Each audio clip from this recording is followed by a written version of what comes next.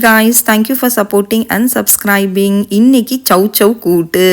என்னடா சிக்கன் மட்டனை மட்டும் ரிலீஸ் பண்ணிட்டியேடா, என்ன இப்படி ஓரங்கட்டிட்டியேடா, நான் வேற நேயர் விருப்பத்தில் வேற வந்த படமேடா அப்படின்னு சொல்லிட்டு ஏக்கமாக சவ் சவ் நம்மளை பார்த்துச்சு. சரி ஓகே, ரெசிபியை போட்டு ரிலீஸ் பண்ணிட வேண்டியதான் அப்படின்னு சொல்லிட்டு இன்னைக்கு சவ் சவ் கூட்டு மூவியை சிம்பிளாக ரிலீஸ் பண்ணியாச்சு. இது ஒரு ஃப்ரெண்டு எல்லாரும் பிரியாணி அந்த மூவி இந்த மூவின்னு கேட்கும் போது இவங்க ஒருத்தவங்க மட்டும்தான் சவ் சவ் கூட்டு போடுங்க, சவ் சவ் கூட்டு மூவியை ரிலீஸ் பண்ணுங்க அப்படின்னு சொல்லி கேட்டாங்க.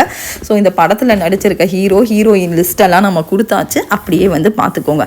கடலைப்பருப்பை நல்லா ஒரு கப் கடலைப்பருப்பு எடுத்து நல்லா 2-3 தடவை நல்லா வாஷ் பண்ணி அதை மினிமம் ஒரு 3 ஹவராச்சும் நான் சோக் பண்ணி வச்சுருக்கேன்.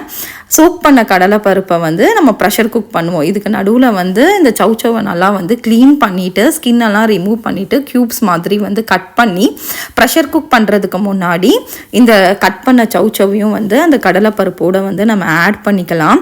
இதுக்கப்புறம் நம்ம கொஞ்சோன்னு ஒரு 1/2 ஸ்பூன் சீரக பொடியை ஆட் பண்ணுறோம்.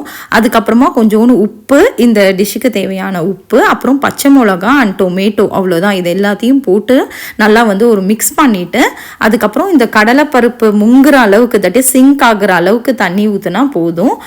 தென் ஒரு ப்ரெஷர் குக் நான் கிட்டத்தட்ட ஒரு 7-8 விசில் ப்ரெஷர் குக் பண்ணேன்.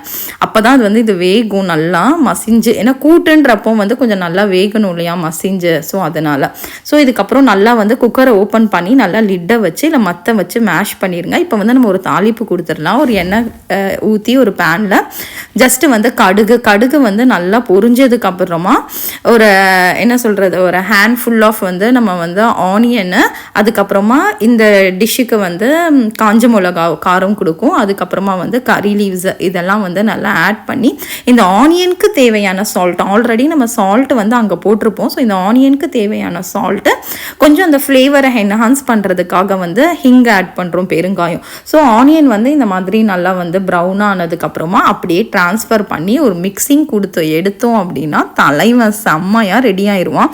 இது புளி குழம்புக்கெல்லாம் அல்டிமேட்டாக இருக்கும். கண்டிப்பாக இதை உங்கள் கிச்சனில் ரீமிக்ஸ் பண்ணி ரிலீஸ் பண்ணுங்க. கொடுத்துருக்க அளவுங்களை விட உங்கள் அன்புன்ற ஆயுதத்தை அளவில்லாமல் சேர்த்து சமைச்சு கொடுத்தீங்கன்னா உணவு மட்டுமல்ல உறவுகளும் உங்களை வணங்கும். நன்றி.